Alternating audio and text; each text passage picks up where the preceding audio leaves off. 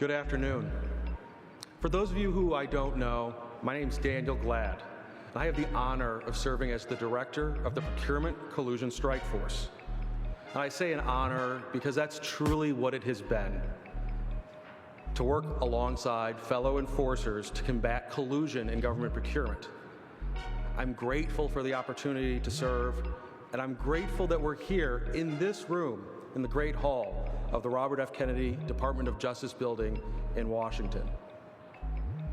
I want to start by acknowledging that the PCSF, the strike force, is only able to celebrate its 5th anniversary here today, to gather here today, due to a lot of work from a lot of people. But don't worry, they really are far too many to name. But know that I see you, our team sees you, and we appreciate you. But we are in a season of giving thanks, and I'm thankful for all your contributions, but there are a few people whose contributions I am particularly thankful for today, and I want to make sure that they get the right accolades. We couldn't be here today without the unbelievable work of the PCSF paralegals, Mark Birkland, Caitlin Collier, and Hillary Fahn, or the work of the Deputy Director, Sandra Talbot, or the Assistant Deputy Directors, Brian Serino and Mike Sawyers. And I want to especially recognize the PCSF's first program manager and the person who put this all together today, Jamie Collins. Her work on this project and on so many of our initiatives has truly been outstanding. And so I'll ask you to take a moment and join me in a round of applause for this incredible team. You guys.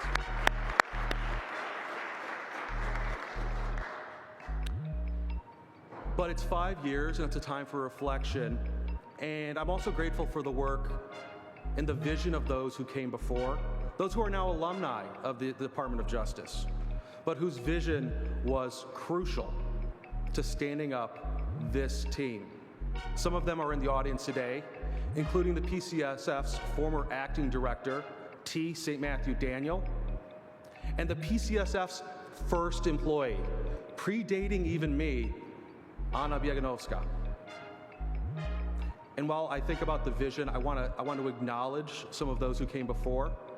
The vision that former Assistant Attorney General Macon Delrahim, Principal Deputy Assistant Attorney General Andrew Finch, and Deputy Assistant Attorney General Richard Powers showed in standing up this strike force 5 years ago. Their collective vision was that by bringing together a group of enforcers, a core group whose sights are trained on a very specific target, more could be done for the public. They believed, and their vision was, that deterrence would be enhanced, detection amplified, investigations and prosecutions increased, and public funds better put to their intended use. And their vision proved true. The group they brought together has grown. Today, in this great hall, we have many leaders from across the PCSF, including prosecutors, law enforcement officers, data analysts, economists, investigative analysts, and other members of the oversight community. Your presence here today, and more importantly, your presence in the trenches, on investigations, prepping for trial, going to trial, represents the best of our interagency model.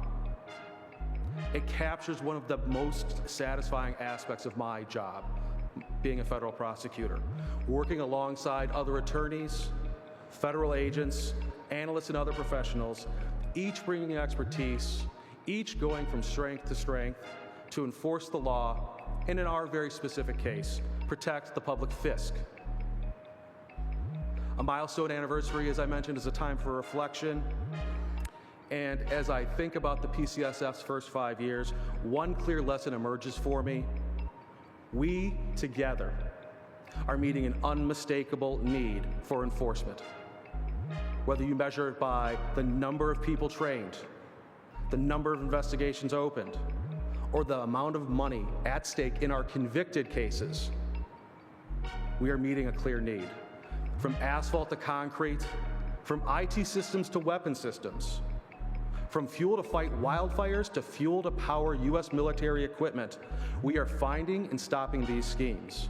We're doing so locally, regionally, nationally, and even overseas, which makes it fitting that we're meeting here this week, because as many of you know, this is International Fraud Awareness Week, a time when hundreds of organizations, enforcers, and businesses turn the spotlight on anti-fraud awareness and education.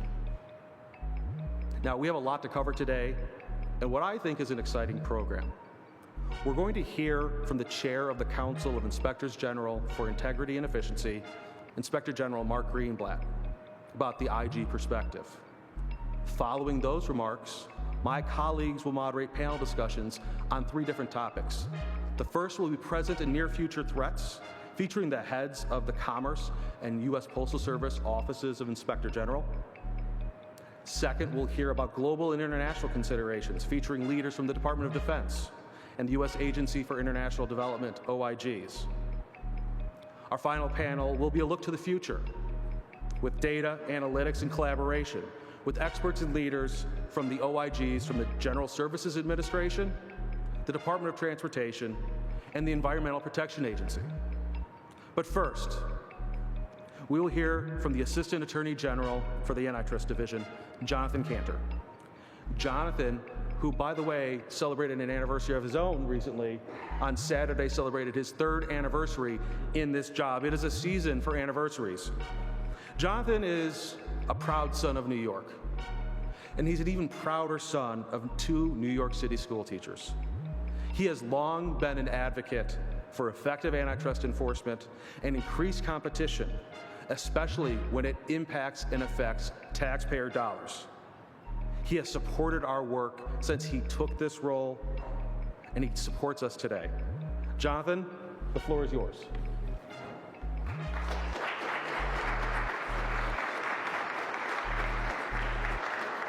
Thank you so much, Dan.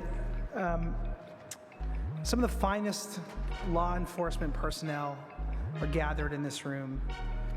I would challenge you to find a finer, more dedicated, compassionate, but humble law enforcer and public servant than Dan Glad.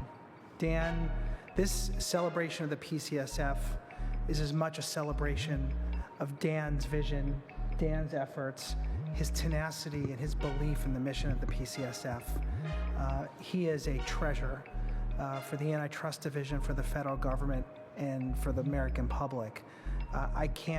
It's impossible to overstate the contributions that Dan has made to this endeavor, and the public, while not aware of it, will never probably fully realize how much Dan has protected them from fraud, saved taxpayer dollars, and made our country a better place. He is a wonderful person, a generous colleague, and I congratulate you, Dan, and thank you for your work.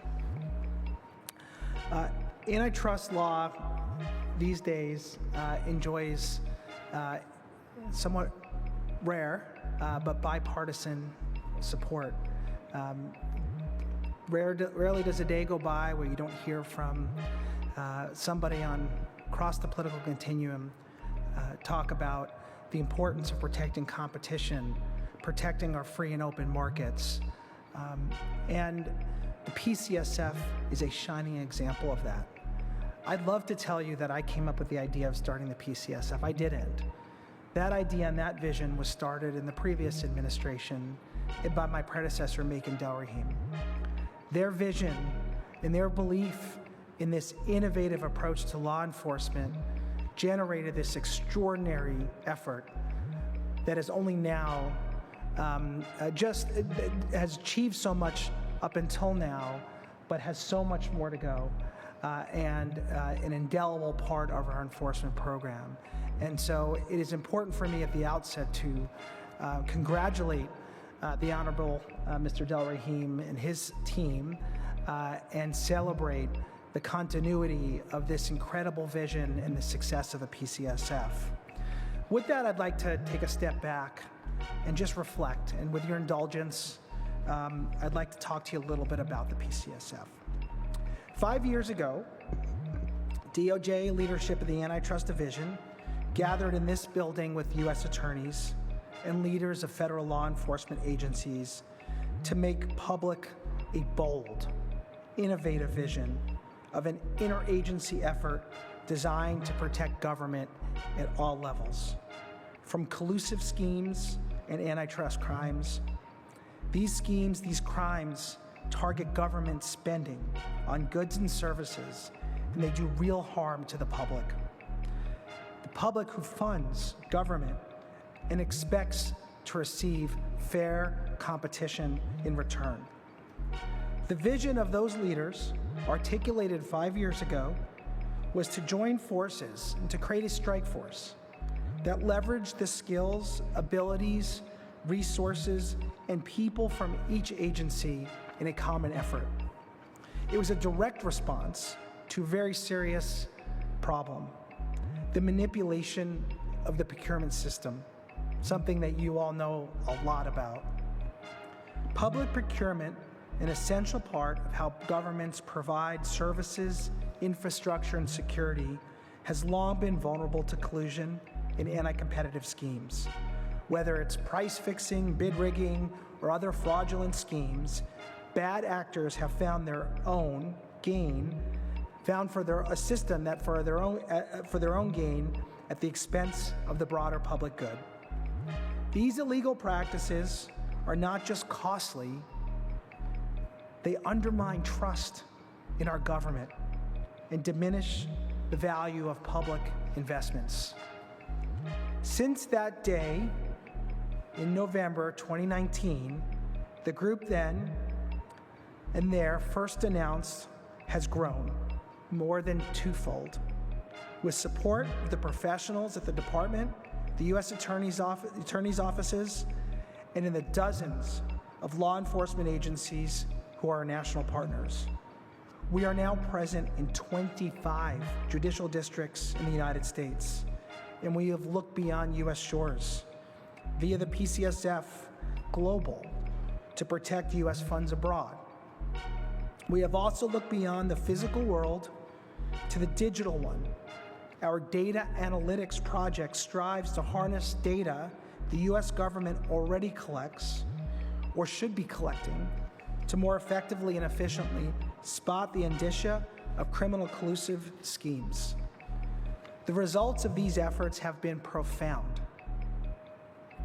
In its first 5 years, the PCSF has investigated and prosecuted more than 85 individuals and companies involved in collusive and fraudulent schemes, recovering substantial sums for the American taxpayer. The strike force has uncovered price fixing, bid rigging, criminal monopolization, and other corrupt practices that have inflated costs for everything from national defense contracts to critical infrastructure projects. To put a finer point on it, the PCSF and the Antitrust Division have opened over 145 criminal investigations and obtained over 60 convictions for crimes involving over $575 million worth of government contracts and kickbacks. Think about that. The charged cases run the gamut. Criminal charges were filed and resolved against defendants in various industries and geographies, including transportation improvement and repair contracts in California, aluminum structure projects in North Carolina, highway crack sealing maintenance projects in Wyoming and surrounding states, insulation contracts in Connecticut, U.S. military contracts for projects in Alaska, Georgia, Michigan, Texas, and South Korea. The PCSF even successfully used advanced law enforcement tools such as a court-ordered wiretap to collect evidence of alleged bid rigging in the act. The PCSF has also enhanced deterrence by detection by training over 39,000 agents, attorneys, auditors, analysts, and procurement officials. We have been able to achieve these results because of you, all of you gathered here in the room and in our extended family. Leaders from across the law enforcement and oversight communities have dedicated your time and people to this work. And for that and the entire Department of Justice and for the public, we are grateful. The work of the PCSF is part of a larger fabric of criminal and antitrust enforcement handled at the Antitrust Division, the part of the DAJ that I have, as Dan pointed out, had the honor of a lifetime for the past 3 years to lead. The Antitrust Division has a seemingly simple mission: to promote and maintain competition in the American economy. Why? Why do we do this work? Because it is fundamental to the economic policy and health of our country. When markets function properly, with robust competition, free of the corrosive impact of fraud and collusion, consumers benefit with lower prices, greater choice, and increased innovation. The public benefits with more trust in its government, and our society at large functions in a healthy, transparent, and fair way. The same is true for the government when it is a customer itself. Lower prices, better products, deliver more for our citizens. The taxpayers deserve the benefits of competition when their governments go into the market to buy goods and services. This matters at all levels: federal, state, and local. Too often, though, government schemes, criminal schemes, cost taxpayers money, because criminal conduct in this area is incredibly costly. One respected estimate is that if we eliminated bid rigging from public procurement, we could help reduce procurement costs by 20% or more. Think about that. That's a literal collusion tax imposed on spending, taxpayer spending. Imagine what we can do as a society with 20% more funding, especially for the three major spending bills passed in recent years. If we're looking for areas to improve government efficiency, reducing fraud and procurement is a great place to start. As I reflect on the work of the Procurement Collusion Strike Force over the past 5 years, it is important to recognize broader trends in criminal antitrust enforcement and how these trends have shaped the PCSF's approach to combating procurement collusion.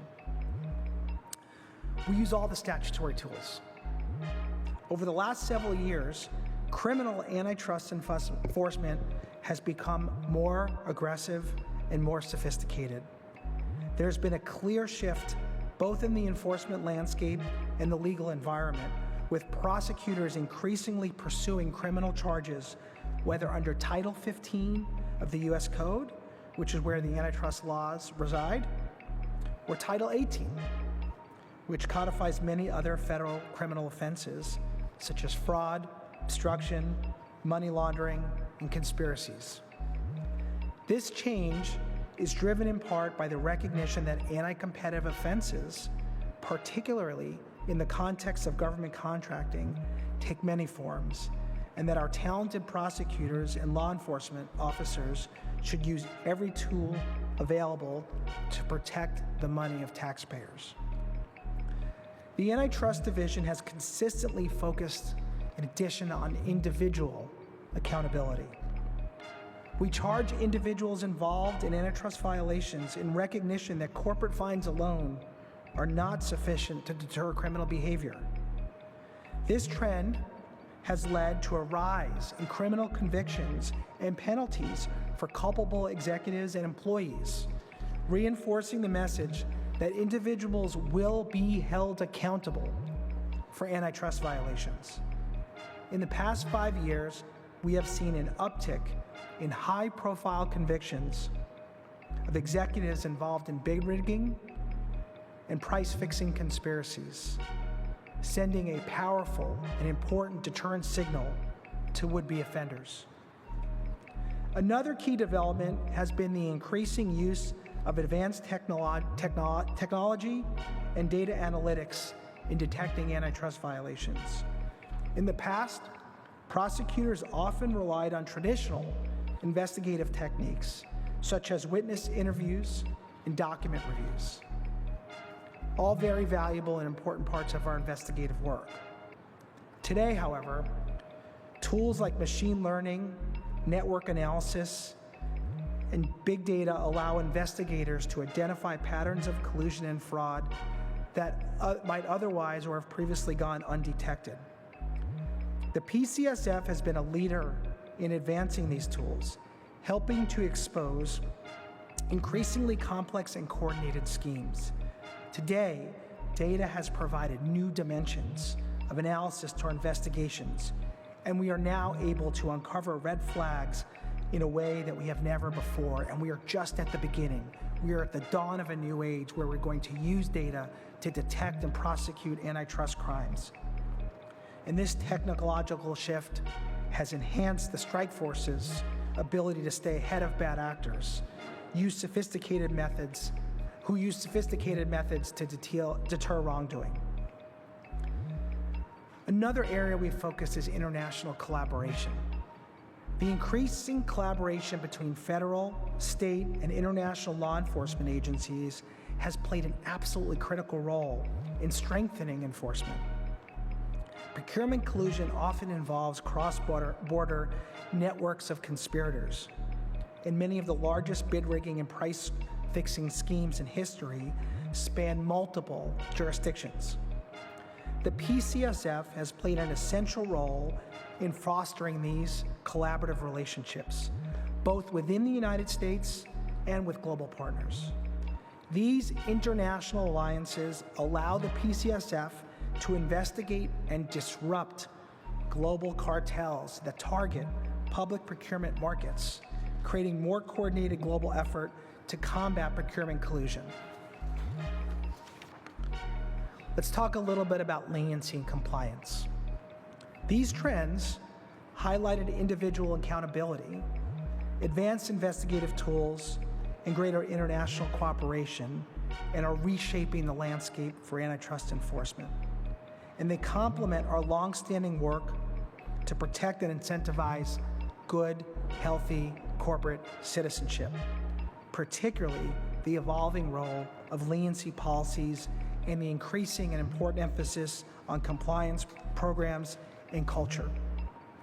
Both have played an absolutely crucial role in strengthening antitrust enforcement and incentivizing corporate responsibility in markets, both in the public and in the private sectors. Although our leniency policy has been around since the 1990s, it is not static. In 2022, the Antitrust Division vastly improved our frequently asked questions with an emphasis on making the benefits of leniency policy more understandable and available to a broader segment of the business community and the defense bar. In the realm of public procurement, the leniency policy is especially critical. Procurement collusion is notoriously difficult to detect, often involving sophisticated schemes and collusion between companies that can go unnoticed, sometimes for years. By offering leniency to cooperating companies, the Antitrust Division has been able to break open complex cartel behavior and expose wrongdoing. The incentive to self-report illegal conduct ensures that there is an opportunity for companies to come clean and mitigate their penalties, while also helping to bring others involved in the conspiracy to face justice. In an ideal world, companies have the tools and structures in place to avoid antitrust crimes in the first place. And to that end, the Antitrust Division has publicly available guidance on how our prosecutors assess corporate compliance. While that guidance is focused on how prosecutors weigh compliance programs when deciding on charges and making sentencing recommendations, our compliance guidance also helps companies understand how to avoid breaking the law. We updated our guidance on this topic just last week. Check it out. And it now includes topics like AI, ephemeral messaging, and non-disclosure agreements. This guidance covers best practices for detecting and preventing antitrust violations, including bid rigging and price fixing, and encourages companies to establish compliance programs. By fostering a culture of compliance, Companies can not only reduce the risk of antitrust violations, but also they can position themselves as responsible players and citizens in the marketplace. So the combination of leniency and compliance guidance serves as a powerful deterrent to corporate misconduct. But it also signals something important to the business community, that the DOJ is committed to holding wrongdoers accountable, and by also recognizing that businesses can take proactive steps to avoid breaking the law. As the landscape of procurement collusion becomes more complex, the role of leniency and compliance will become only more important. And moving forward, we expect to see even greater emphasis on the need for companies to adopt compliance programs and to safeguard the front end against fraud and antitrust behavior, while at the same time creating incentive to uncover wrongdoing. Over the past 5 years, Procurement Collusion Strike Force has become a pillar of the Department of Justice's anti-corruption strategy and of the United States anti-corruption strategy. This is due in large part to the collaborative, cross-cutting, innovative work of the Strike Force. It includes a broad and diverse team of prosecutorial, law enforcement, and oversight professionals. Includes prosecutors, investigators, data analysts, and expert partners from across the entire federal government. Together we all work, to identify and dismantle this fraudulent, collusive, conspiratorial behavior. By leveraging the expertise and resources of all of these agencies and expertise, we have been able to target collusion and fraud at its very core. In fact, because I saw firsthand how successful the Strike Force model has been, I have adapted that model and scaled it out to other parts of work that the Antitrust Division has done. Indeed, the PCSF was in large part, our inspiration for our new Task Force on Healthcare Monopolies and Collusion, or as we lovingly call, the HCMC, which I announced just recently in May 2024. The HCMC will guide the Antitrust Division's enforcement strategy and policy and approach to healthcare, including by facilitating policy advocacy investigations across all of our disciplines where warranted, whether civil and criminal enforcement, whether criminal or civil enforcement or policy in our healthcare markets. So let's look to the future now. While we are proud of the success that the PCSF has achieved over the past 5 years, we must now acknowledge that the battle against procurement collusion is ongoing and growing. The global nature of procurement collusion, combined with the increasing complexity of modern supply chains, has created new avenues for bad actors. Fraudulent and collusive schemes are becoming more sophisticated by the day, and emerging threats require heightened vigilance and advanced tools to detect and address that bad behavior. For this reason, the success of the PCSF depends on continued investment in the future of this incredibly important and successful initiative. The work of the PCSF demands sophisticated, modern, up-to-date, forward-looking technology, advanced data analytics, and highly trained expertise and personnel to stay ahead of the curve. As we know, procurement collusion is not just a financial issue. It's a matter of national security, public health, and fairness. The cost of inaction is much higher than anything we can imagine. Therefore, it is crucial that the necessary funding and support are provided to ensure that the PCSF can expand and fortify its efforts in line to keep pace with these growing challenges. Funding is desperately needed for specialized investigations, specialized investigators, analysts, data scientists, and investments in new technologies like machine learning and AI to detect fraud early and often. Funding is also needed to ensure U.S. government agencies can upgrade outdated and inefficient procurement systems that bad actors can exploit, and utilize electronic tools built on the front end to collect procurement data, including pre-award data that the PCSF and you all can use to do our jobs effectively. Without sufficient resources, the ability of the PCSF to effectively combat existing threats and remain agile in the face of new threats will be hindered. The taxpayers deserve no less. And as we continue to hold bad actors accountable, protect taxpayer dollars, and promote fair procurement process, we must ensure that the strike force has the tools it needs to be effective. So in closing, I would like to thank everyone who has contributed to the success of the PCSF over the past 5 years.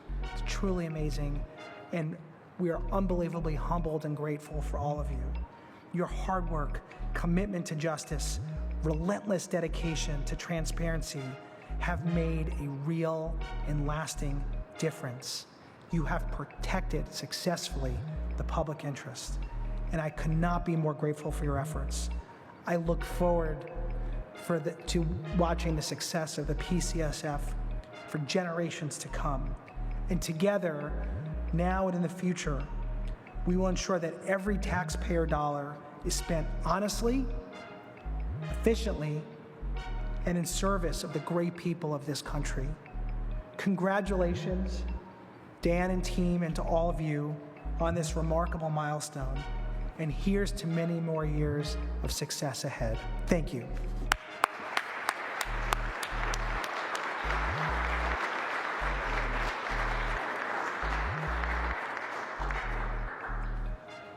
Thank you, Jonathan, for everything you've said today about our team, about our work, and more than that, everything you've done for the PCSF the past 3 years. The PCSF and the American taxpayers owe you, so thank you. Next, moving forward, next is Mark Greenblatt. He's the Inspector General for the United States Department of the Interior, and he's also chair of the Council of the Inspectors General on Integrity and Efficiency, or CIGI. Mark has been a leader in the OIG community for quite some time, whether it was in prior roles right here at DOJ, where he worked at the OIG, leading the Interior IG office, or in his multiple roles at CIGI. Mark, the floor is yours.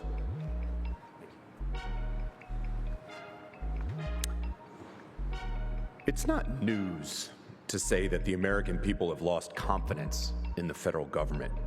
It's not controversial to say that the federal government is perceived by many not just as bloated and bureaucratic, but as poor stewards of their hard-earned tax dollars. And that is why this strike force is so important. Not just to hold wrongdoers accountable, which it is doing remarkably well, but also to build confidence in the American people that their tax dollars are being spent well. Now, as Dan mentioned, I'm here to speak today on behalf of the Council of the Inspectors General on Integrity and Efficiency about what 5 years of coordination and collaboration with the PCSF has meant for us, the IG community, the 73 federal offices of Inspector General devoted to identifying and rooting out fraud, waste, and abuse in federal spending. As Dan mentioned, the 5-year anniversary is a good opportunity to step back, to take stock, to reflect on how far we together have come in the fight for fair competition in federal contracting. Thank you to Assistant Attorney General Canner, Dan, Sandra, and other contributors for bringing us together for this important event and for inviting the OIG community to participate in commemorating PCSF's anniversary.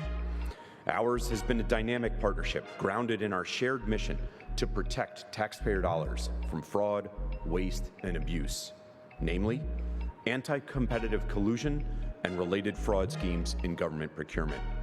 It has been a relationship rooted in shared values and a fundamental understanding that American taxpayers fare better when their tax dollars are spent fairly instead of lost unfairly to collusion and other exploitive activities.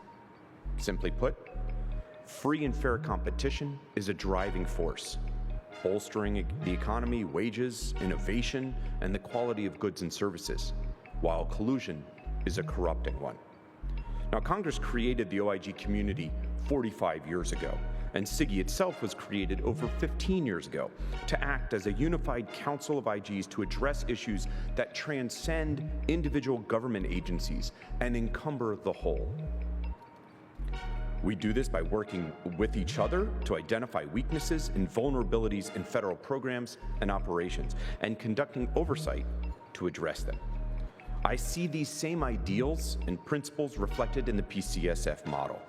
The strike force, like SIGI, is focused on outcomes and leverages interagency partnerships, collective resources, and expertise to achieve its goals. By acting as a hub or a nerve center, the strike force enables agents, analysts, prosecutors, and many others from over a dozen different agencies to amass their skills and expertise for a defined and noble purpose: to combat the threat of criminal collusion and what it poses to the integrity of the government procurement process. While I'm here today, as I said, on behalf of SIGI, the Council of IGs, I'm also here as the Inspector General for the Department of the Interior, and that has given me a unique position to witness firsthand the importance of PCSF's work and the magnitude of the task ahead. Interior has received nearly $37 billion from the Infrastructure Bill and the Inflation Reduction Act, more than twice its annual budget. Funding on this scale requires a commensurate level of coordination by us and with you. My agency frequently reports on substantial risks that DOI faces regarding acquisition and expending its funding without effective processes in place. But we are not alone. The IG community collectively recognizes this risk, and that this risk comes at the expense of taxpayers. The good news is that through collaboration and collective integrity, the IG community is making inroads. Last year, we identified more than $93 billion in potential savings for the American people. With an aggregate budget of only $3.5 billion, we delivered a return of about $26 for every taxpayer dollar invested in us. The PCSF is working as well to break down silos and protect the integrity of the government's procurement processes and interests of the people. You heard from AAG Canner about how much the strike force has done over the past 5 years. Over 38,000 agents and procurement officials trained, over 140 investigations open, more than 60 guilty pleas and trial convictions, and more than $65 million in fines and restitution. That is a remarkable achievement in 5 short years. From my perspective, I see the work within my own agency, but also within SIGI. DOI-OIG became a strike force national partner in November 2022. Since then, my staff has received training on antitrust risks, investigation techniques, and crucial oversight and law enforcement updates. They've been provided resources and been included in district meetings in 25 judicial districts, joining forces and working with other district stakeholders.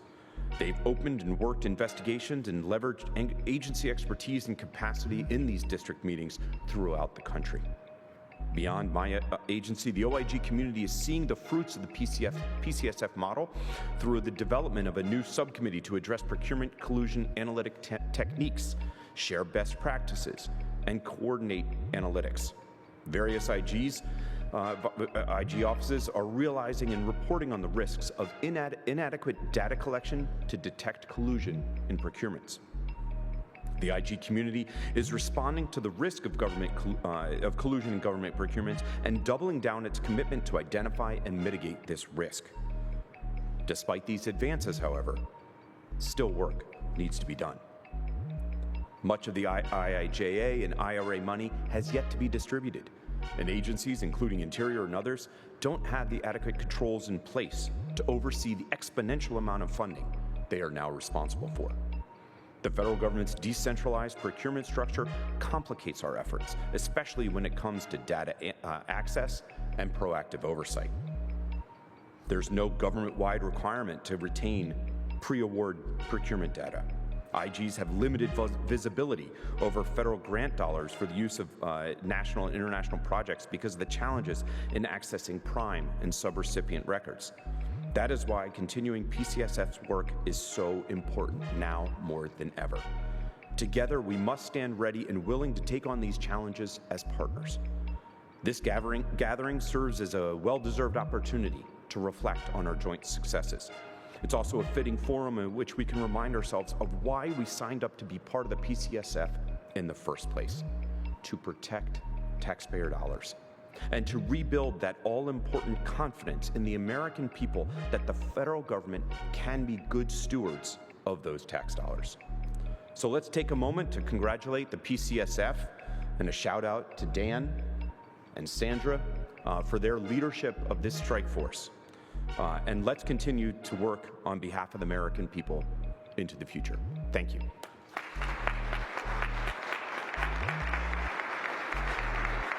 you for everything. Small token.